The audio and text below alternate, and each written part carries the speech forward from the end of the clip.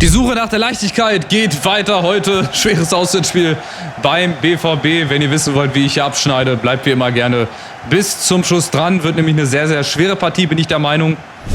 Wir sind zwar immer noch Zweiter, aber bei uns ist momentan der Wurm drin. Nicht, dass viele Spieler noch Magenprobleme haben, gefühlt. Jetzt ist auch noch de Graef ausgefallen. Der wird für die nächsten 3-4 Wochen fehlen. Das heißt, Von der Hitz muss jetzt erstmal seinen Job übernehmen. Es kommt momentan viel zusammen. Celtic in den Playoffs haben wir 0-0 gespielt. Das war gut. Das ist eine gute Ausgangslage.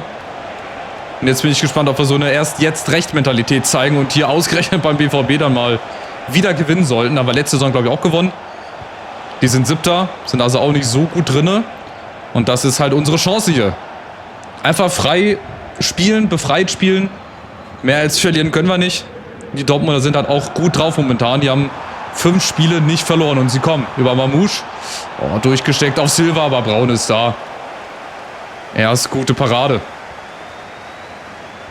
Und dann ist halt unsere Reserve auch nicht so gut bestückt, muss man halt ehrlicherweise sagen. Also die Startelf, wenn die wirklich fit ist, Rice fehlt unter anderem auch. Der wird dann für die nächsten Spiele wieder wichtig sein. Der könnte dann in der Champions League spielen.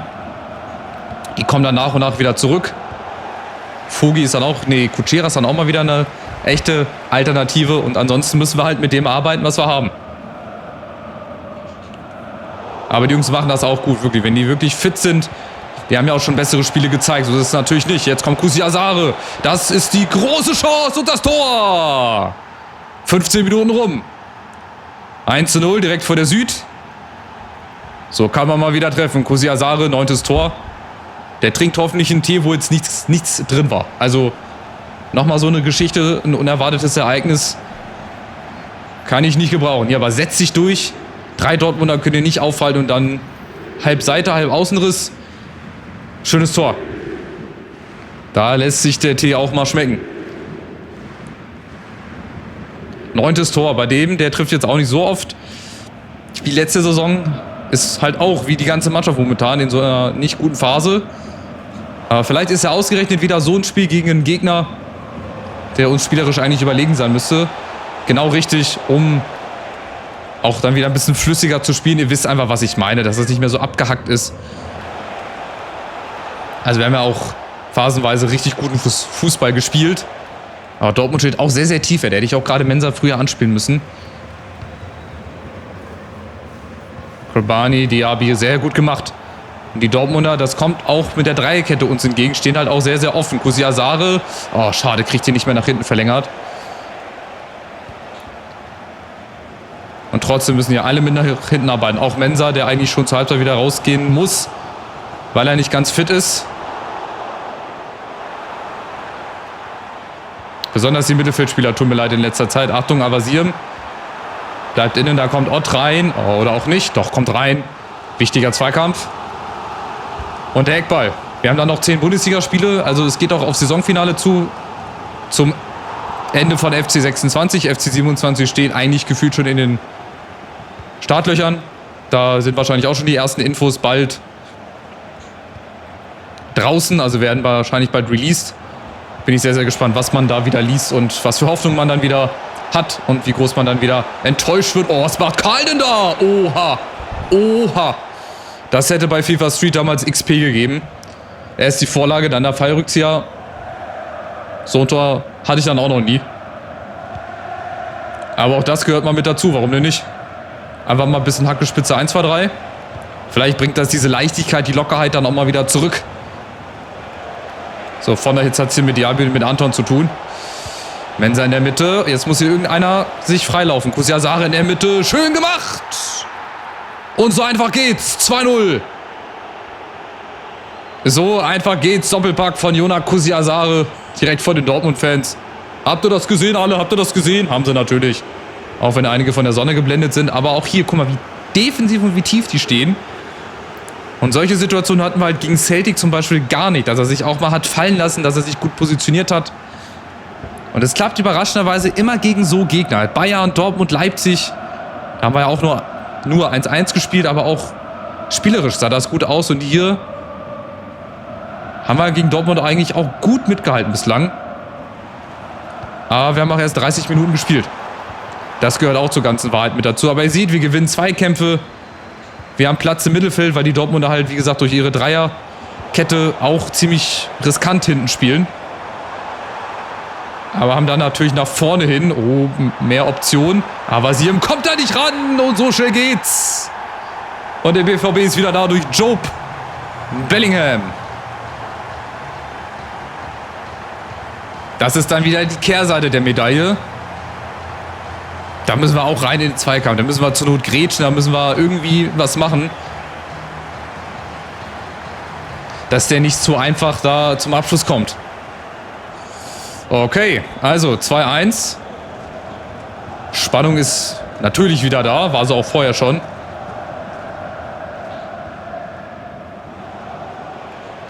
Nun gut, was willst du machen? Steckst du nicht drin. Wir spielen aber trotzdem gut, wir spielen jetzt auch so weiter. Wir lassen uns jetzt hier nicht unterkriegen. Wir machen genau so weiter, das sieht richtig gut aus. Der Ball in die Tiefe, ja, der kommt nicht ganz, aber der Versuch war da. Aber Dortmund wird jetzt natürlich ein bisschen mehr versuchen, gerade über Chukwuemeka, über Diaby, über die schnellen Leute. Jetzt dürfen wir uns nicht überlaufen lassen. Brandt, gut, Kobani in die Zweikämpfe rein gegen Chukwuemeka. Und der Platz ist da unten, über Mensah und über Hitz. Doppelpass mit Kusiasare, sehr schön gemacht und muss er alleine machen, muss er. Justin von der Hitz. Schade. Ein bisschen verzogen leider, aber trotzdem das Beste, was wir machen konnten.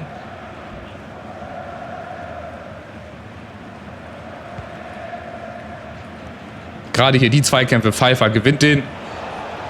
Und dann geht es über das Mittelfeld, was jetzt auch nicht so gut sortiert scheint beim BVB. Jetzt können wir nochmal durchstecken. Schade, von der Hitz kommt nicht ran. Also wir sind trotzdem gut drin. Wir sind das bessere Team, würde ich sagen. Obwohl Dortmund in den letzten Minuten ein bisschen zugelegt hat. Aber wir haben es trotzdem im Griff, finde ich persönlich. Ist nur meine Meinung, aber ich glaube, das sehe ich nicht so ganz falsch, würde ich sagen. Aber ihr seht, auch hier, ich kann Kusiasare wieder auswechseln, Mensah, anderes Thema, wenn die nicht wirklich einmal komplett sich ausruhen können. Das wird nach dem Spiel gegen Celtic wahrscheinlich soweit sein. Da haben wir mal 4 Tage Pause. Aber wir haben wieder eine fittere Reservebank. Also ich habe da wieder ein paar ernsthaftere Optionen. Kutschera zum Beispiel. Fugi kann der auch. Ja, der kann ZOM. Kann Kutschera das auch? Nee, Sarko. Nee, okay, dann versuchen wir es mal mit Fugi als Zehner. Hat er auch, glaube ich, noch nie gespielt. Aber man muss ja auch mal ausprobieren. Vielleicht ist das seine neue Lieblingsposition. Keine Ahnung. Aber er muss halt spielen aufgrund der personellen Situation. Es geht halt leider nun mal nicht anders. Aber wieder, wenn wir den Ball gewinnen, es geht immer schnell und direkt nach vorne. Wir haben wieder den Platz von der Hitz. Diesmal muss er quer spielen. Sarko ist da, kommt aber nicht ran. Und von der Hitz mit dem Rebound, mit dem ich gar nicht mehr gerechnet hätte. Da war ich sehr überrascht, dass er den Ball dann noch bekommen hat. Aber es geht genauso weiter. Und so müssen wir das weiterhin machen. Druck weiterhin aufrechterhalten. Und wir werden noch Chancen kriegen.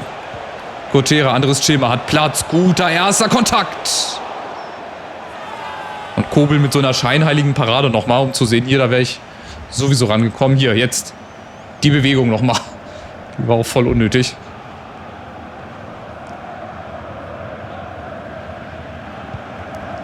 Aber die Spielweise, die kommt uns entgegen. Wie gesagt, gegen Dreierketten, da kann ich eigentlich immer gut spielen. Da habe ich auch immer gut ausgesehen. Und jetzt kommt Fugi als Zehner. Treibt an, hat 4-5 Dortmunder vor sich, wird jetzt tief geschickt. Ja, das ist ein guter Ball. Fugi aus der Drehung und es gibt sogar die Ecke. Dortmund wechselt, bringt Woodward. Hört sich sehr, sehr gefährlich an, hat auch ein unechtes Gesicht, ist so ein generierter Jugendspieler. Muss man höllisch aufpassen. So, von der Hitz. Bringt die Ecke gut rein, aber Siem! Schade. Hätte auch reingehen können. Gut getimt, gut hochgesprungen. 1-2 Meter vorbei. Aber wir halten das Spiel von unserem Tor weg. Das ist richtig gut. Eines der besseren Spiele, wenn ich so auf die letzten Spiele schaue. Eines der besseren Begegnungen bislang. Aber immer wenn ich sowas sage, dann kommt der Gegner zum Ausgleich. Oder der hat dann kurz danach irgendeine gefährliche Aktion. Deswegen möchte ich das noch nicht so groß beschreien. Aber Achtung, ist halt immer noch ein Gegner dabei, ne? Aber wir haben Platz. Schaut euch das an. Wir schalten um. Kutschera, Sarko, Und Vogi als Antreiber. Auch wenn der Ball jetzt verloren geht, aber den könnte ich mir auch auf der 10 gut vorstellen. Er hat Geschwindigkeit, eine gute Technik bislang. Und traut sich auch mal was zu. Jetzt kommt Dortmund aber bei Williams Jr. Oh. Und da ist dieser Woodward. Nein. Gerade eingewechselt. Pfeiffer kommt nicht in den Zweikampf. Braun ist noch dran. Und dann ist es passiert. Und wieder ist es Joe Bellingham, glaube ich. Du darfst auch gerne mal woanders hingehen zum Jubeln. Ihr müsst nicht immer zur Mittellinie laufen, aber das erzähle ich auch schon seit Jahren. Oder seit vielen Spielen. Hier Woodward. Kobani kommt da nicht rein. Pfeiffer kann Bellingham dann auch nicht stoppen und Braune ist dann halt noch dran, aber da ist nichts zu machen. Aus 5 Metern fand ich es überhaupt schon krass, dass er da noch die Reaktion hat und da runterkommt. Ja, schade. Wir sind halt momentan nicht in der Lage, auch mal so Vorsprünge zu verteidigen, egal gegen wen es geht. Da müssen wir wieder hinkommen. Dass wir auch Vorsprünge weiterhin ausbauen können. Chancen hatten wir ja. Aber wir können auch wieder zurückschlagen. Nathan De Cato, da ist Vogi, der Zehner, der läuft sich super frei. Und da ist doch die direkte Antwort. Jawohl. So geht's doch. Zweites Saisontor, es hat auch nicht viel gespielt. Klar, war jetzt auch eine Zeit lang verletzt. Aber ziemlich gut. Der macht die Sache wirklich auf der 10 super. So als falsche 9 jetzt gerade. Ne? Also Sarko war ja auf der Außen da oder war ein bisschen weiter an den 5er. Und Vogi hat Platz und hat einen super Abschluss. Und da gibt's nichts zu halten für Kobel. 65. Führung, 3:2. All das, was uns so auszeichnet in dieser MSV-Karriere. Wir können starke Mannschaften bespielen, in Führung gehen. Wir können aber auch hinten einen totalen Ausfall haben und dann auch wieder schnell umschalten. Sarko Glück gehabt. Jetzt kommt das Spielglück vielleicht auch wieder zurück von der Hit. Sarko. Ich verzögere, weil Sarko läuft super ein. Das ist die Chance aus. 4:2. Mann, die müssen aber auch rein, die Dinger. Dann wären es 2 Tore vor gewesen. Vielleicht hätte ich noch anlupfen können. Gut, hinterher ist man immer schlauer. Ist immer leichter gesagt als getan. So, von der Hitz. Nochmal eine gute Ecke. Kommt Sarko nicht ran, aber der Cut. Holt sich den Ball von der Hitz an den zweiten Pfosten. Oh, der wird immer länger. Nichts zu machen für Vogi.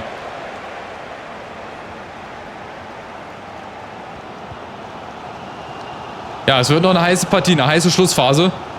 Dortmund wird auch nochmal Chancen bekommen. Dann müssen wir dagegenhalten. Irgendwie dagegenhalten, aber Siem war abseits, ne? Ja. Dortmund kann natürlich auch nochmal wechseln. Die haben dann nochmal ein bisschen mehr Qualität auf dem Platz oder auf der Bank auch.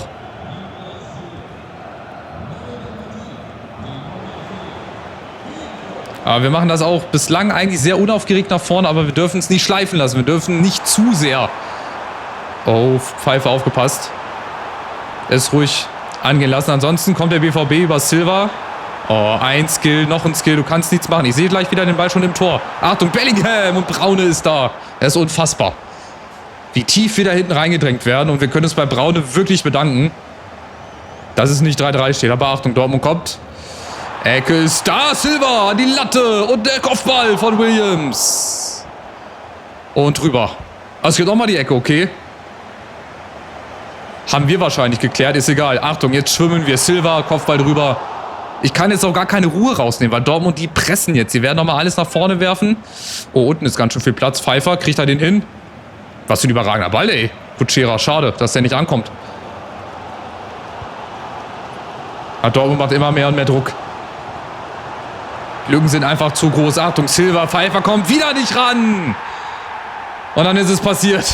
Der erneute Ausgleich, 3:3. Das hat sich angedeutet.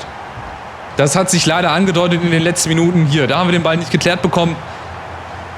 Pfeiffer steht wieder nicht gut. Also der hat auch in den letzten Spielen leider kein gutes Stellungsspiel.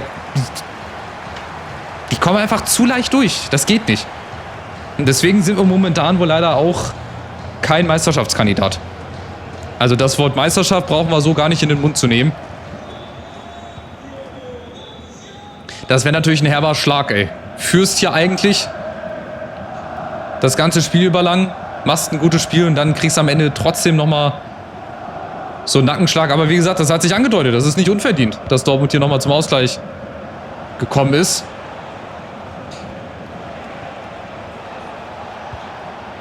Uns fehlt trotzdem weiterhin diese Leichtigkeit, aber wir sind da. Wir kommen über von der Hitz und über Sako. Wir sind ja noch nicht fertig.